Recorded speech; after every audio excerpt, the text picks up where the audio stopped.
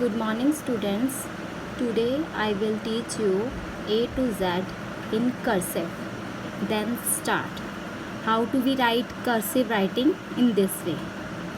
A says apple,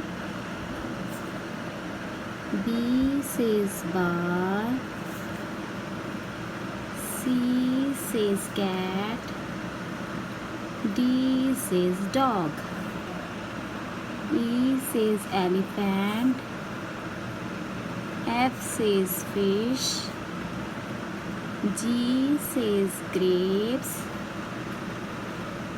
H says hen, I says ink pot, J says joker, K says kite, L says lion, M says monkey, N says nest, O says orange,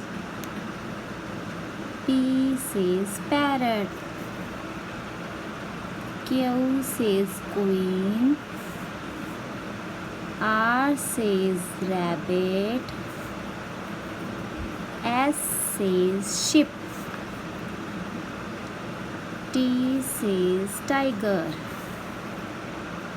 U says umbrella, V says van, W says watch, X says Christmas tree, Y says yak, Z says zebra.